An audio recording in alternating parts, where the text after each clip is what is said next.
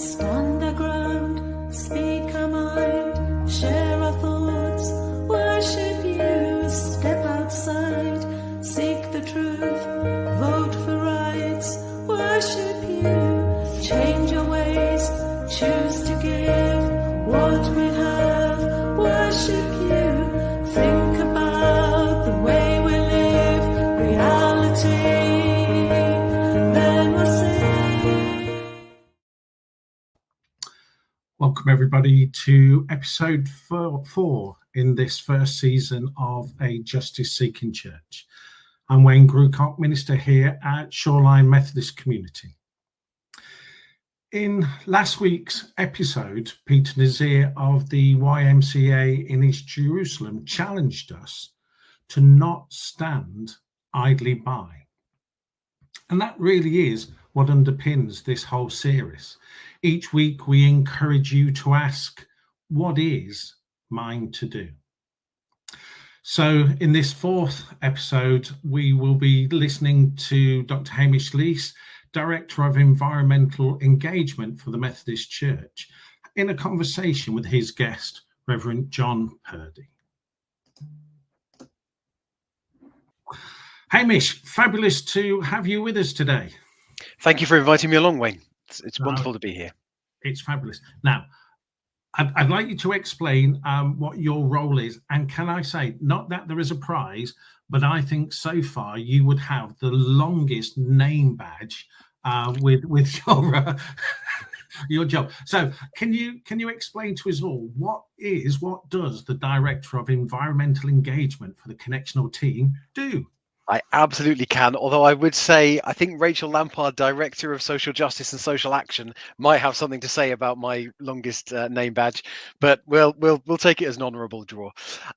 So, as Director of Environmental Engagement, my role is to help the church generally, through my place as part of the Connectional team, to think about our role within God's creation. We, as Christians, as Methodists, understand the world, the environment to be God's creation. So what is our place within that? And as part of that, I look after the Action for Hope work. And for those who aren't familiar with Action for Hope, it's the response to the goal which the Methodist Conference set a few years ago to have an aspirational target of net zero by 2030. So it's about reducing our carbon emissions, living lighter on the earth, better engaging with climate change. So a lot of it is around our carbon emissions, around net zero, but also some of those terms don't necessarily translate terribly well to our understanding of when we read the Bible, and we don't come across the term net zero necessarily, but what we do see is talk of flourishing of creation and the beauty that we see in God's creation. So it's broadening beyond simply understanding our carbon emissions and thinking about how we engage with the environment, with God's creation more generally. I look forward to hearing the conversation you have with John. And it's great to have with me here today Reverend John Purdy. I've just given a little introduction to myself. Would you like to introduce yourself, John? Yeah, good morning, Hamish. Lovely to join you. I'm a Methodist minister of the Irish Connection, recognised and regarded and serving in Sunderland. Although my congregations will question the serving bit because I'm just in sabbatical and practicing growing my David Bellamy beard and taking it easy and looking at justice issues. I have noticed that as we're talking about climate change and environmental issues, we're both looking a little bit bearded today. We're fitting a little bit of a stereotype, but I think we can press on regardless. It's great to be with you today and to be able to talk about these things. And obviously, we're talking today about justice. This is the Justice Seeking Church time together and thinking about climate change. So to you, what does justice look like when we're thinking about climate change? I love the way you talked about the environment flourishing. And justice to me is whenever everybody and everything gets the chance to flourish. I've been recently spending a few days walking around the North York Moors, and it's wonderful to see and be out in nature. And we want people to flourish. We want those who are living in our streets in the cities to flourish, but we also want the wildlife around us to flourish. We want our global neighbours to flourish, whether that be sea animals in the depth of the ocean in the Pacific, or trees living in Siberia. We want the world to flourish because I believe that God created this world in all its diversity and all its beauty, and for the potential for all of that world to flourish and live life to the fullest.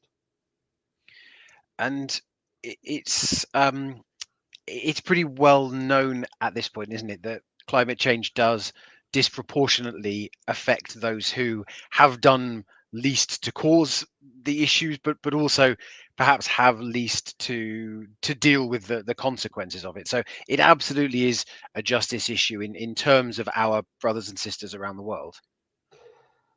Justice. 3 years ago, I was at Glasgow for COP26. And while the rich and the powerful, it was amazing to watch presidents and rulers come in private helicopters and everything else. But there were the young delegates from the likes of the Fiji Islands, who were staying in hostels around the city, who were there and didn't seem to have as much a voice. But it was their stories I was hearing. The justice of having to move communities from the shoreline away from their ancestral land and leaving behind their ancestors to be washed out of graves. And that sense of sometimes the powerful can escape what's happening to the climate, but the poorest don't have that facility. And what is true for human beings around the world in different countries is also a justice issue for our neighbours in animals, plants, and all that is around us. They haven't contributed to the greenhouse gases in the same way that we have. Yes, cows belch lots of methane out, but the world has changed in my lifetime, and it's not the folk in the past. I can't blame the coal miners here in Sunderland who were digging up coal 50 years ago. That was a little bit of it. But in my lifetime and in the last 20 years, our lifestyles have meant an injustice and will mean an injustice for others in the future. And I think what you were saying there, both for humans and non-humans within creation, is sometimes when we think climate change, when the conversations around climate change are very focused on these numbers. What is the carbon dioxide parts per million in the atmosphere? What is the level of warming that we've experienced so far? But really what we're talking about is what is the impact on humans and non-humans around the globe, and that's where the justice angle comes in, I think, isn't it? Very much so. We want, well, I want a hopeful future, and I want each and everyone to be able to go into that future with the same chance, the same chance to have the experiences that I have, the lifestyle that I have, the hope, the freedom that I have.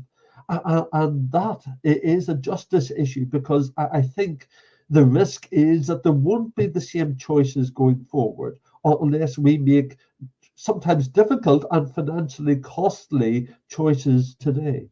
One of the phrases that I've heard used to talk about climate change is about it being a threat multiplier, in the sense that we're all susceptible to the effects of climate change. We only have to look in the news over the last weeks and months to see the effect that this is having already, but that some of those poorer communities don't have the ability to throw money at the problem, which perhaps some of us in some of these other countries do. So it absolutely ties in with a number of the other conversations that have been had on these episodes and will be had around migration and conflict and refugees, and so many of these other things are all interrelated, aren't they? Very much so. Yeah. And it's not particularly a new problem. I was reading a book this week by David Bellamy, and I had the privilege, whenever I first came to England as a Methodist minister, of being on the Bishop Auckland and Shildon circuit. And David worshipped at that stage, before his death, at the little Methodist chapel in Hamsterley. It was a United Anglican Methodist setup, and David was in the pew worshipping in some of my first Sundays preaching in Hamsterley. But he was invited to speak at a cathedral just before the millennium, and he says this as a challenge that I hear still today. I challenge, he says, any member of any religion who has any sense of the abiding spirituality of creation within their souls to find solace in a world in which the rich get richer at the expense of the poor getting poorer. A world where every day the richest 1/3 of the so-called human population throw away more resources than the poorest 2/3 have access to. A world in which every day 100,000 people die prematurely of malnutrition and environmental pollution, as a similar number are forced to leave their homelands and head for the promise of the throwaway society. A long march to cities that are not paved with gold, but engulfed in the end of the road shanty towns. And that was over 20, 25 years ago that David was speaking those words.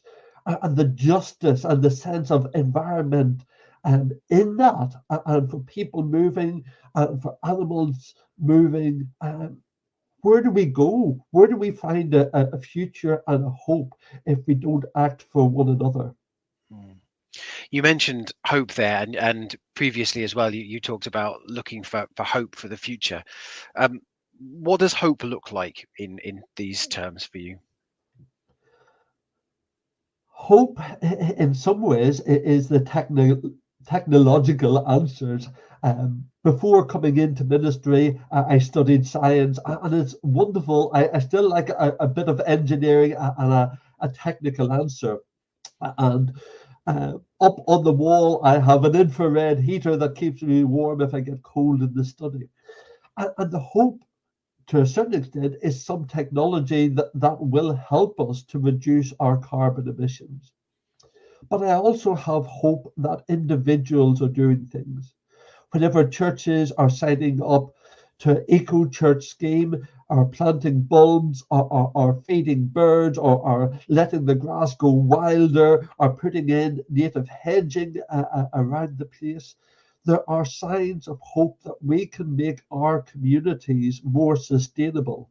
That aren't the big expensive answers, but also the hope is that each of us can learn to live with maybe a little bit less, to adjust our lifestyles. The hope is also that we can be more political. Because I think planting a tree and reducing my carbon footprint by 5 or 10% is okay, and I should try and do that.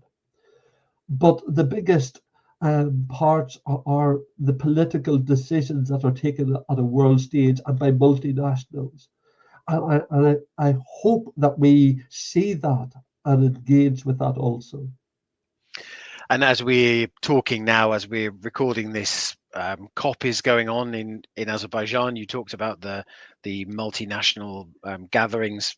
For those unaware, COP is Conference of the Parties, and it's where governments come together to talk about these things. And we are seeing some international action around climate change and the environment. Now, I think probably you and I would both argue not enough, but there is hope, I think, as people come together to fight against some of these injustices. And that stories are told. One of the things that I take away from having been at Glasgow is the stories from Uruguay, from Fiji, from Zambia, of different people gathering and telling what it's like where they are in their city, in their village, and in their country, with their livestock, with their families.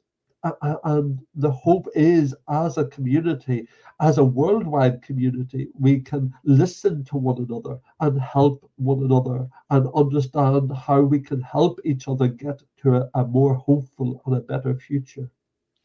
And I think that for me, that's where, just coming back to what you were saying about some of those individual actions that we can take that maybe don't seem particularly big, planting a tree, making sure that what we're buying and where we're buying from is supporting the goals of what we're doing. But when we can come together and get momentum and form a movement, then there really is hope and power in that as Christians and Methodists. Very much so. We have that consumer ability. Any shopkeeper knows that whenever there is something offered further down the street, and his regular customers or her regular customers start to go somewhere else, then they have to change. And as consumers and in a consumer society, we have power in so many different ways. And the choices we make and the choices and the ethics that we hold that rub off on our family, on our neighbours, on our church community, on those that we sit beside at the bingo club or wherever. Our values can be multiplied up. And that, I think, is absolutely where we see that hope in those what perhaps feel like small actions, but coming together to create something larger. And I think tying in with that really is, we've talked about this and a number of the different ways that we can find hope. But where do you see God at work within this? God is at work, I think, crying, listening to creation groaning. I think God sees the pain and feels the pain. If the Father wept at Jesus on the cross, if the Father felt that pain, and I believe he did, then the Father feels the same pain whenever we're going through what we're going through. And with the wisdom and the insight of the Father, that God sees what lies ahead, and I believe he weeps there. But God is a God of delivery and brings the children of Israel out of slavery in Egypt, who returns them from Babylon after the exile, who in Jesus gave new hope, who gave sight to the blind, who brought freedom to folk who were discouraged, who even raised the dead. And I see God bringing new life. And we have the picture at the start of the Bible of the Garden of Eden, but we have in Revelation the trees for the healing of the nations, and a new hope and a new life, and that this doesn't keep getting worse until there is a big oily black hole that we all drop into. I believe God is at work even in the hearts of people, bringing a better tomorrow for us. Absolutely, and I think we've heard in previous weeks in these slots that, in a sense, that what we do as a justice-seeking church is that we find what God is doing, and we work with God. This is God's justice that we are working towards, and I think for me it's been wonderful to see many churches and individuals around the country really engaging with this, building this into what they're doing, and this becoming missional. I mean, I would argue that environmental concerns are inherently missional, but building this into the missional work that they're doing, how they're joining in with God's mission. You mentioned before about creating prayer gardens, or all those things that churches can do for this not to just be one more practical thing for us to worry about, but for this to be at the heart of what we're doing and what God calls us to do. So just to finish off for today, what we've talked a little bit about this already, I think, but what can we do? What can we pray for? What can we take away from this as moving us forward in this conversation? What can we do? Know our own carbon footprint, know our church's carbon footprint, and start lowering that carbon footprint. I think that's the first thing that we can do. The second thing is give hope. Plant trees, get out, find what is living in our gardens and in our churchyards and around the streets, wherever we are, even if it's a window box in a flat somewhere. See something and find a reason for us to act, and maybe accept the cost of acting more, because we see nature, we have experienced, we've touched it, we've felt it, we've smelt it, in that. And then, keep being hopeful. Listen to the stories of those from around the world, and listen to the stories of our sisters and brothers, and enable them, if we can, enable them and lobby for them and speak for them whenever they don't have a voice. And back to being political, and back to engaging with our local council about what's happening in the local parks and how much of green space is kept, but also nationally. Yeah, absolutely. And I think that as we've said, is key. One thing that we can do is think about our own impact, but think about the impact that we can have through those conversations with our elected individuals. We sometimes we can feel a little bit powerless, but we are lucky that in this country we have a voice, and many of those around the world don't have that voice, and being able to use that for these purposes. Yeah, the Climate and Nature Bill is coming up, and we'll have a second reading, I think, early in the new year, and our MPs should be supporting that. And there are steps like that, and encouraging the good action of the new government, and whatever steps they say they will take at COP29. Say, yeah, we thank you for that. And now let's see that in place. And can we take a further step next year? Yeah, and I think in terms of what we are looking to pray for, I think that's for the strength for every individual who is engaging in this work, because it can be very difficult and it can be challenging. Every individual from churches, but also to our we've spoken about it before, our elected individuals, praying for the outcomes of the COP process, the international conversations. Prayers can be so valuable in this. Very much. And praying for that lady who looks after the church grounds that others don't recognize. Praying for the neighbor who stands up and says, unlike others in the street, I won't put in some plastic grass. I'll keep that patch of untidy garden in front of my house. But it is a valuable green space in the community. Praying for those folk in their simple ways, doing the right thing. Absolutely. John, thank you so much for joining me today for a conversation, but also for all that you're doing for the environment in your own space and engaging with others. It's always wonderful to talk to you, and I really appreciate our conversation today. Thank you very much, Hamish. Thank you both.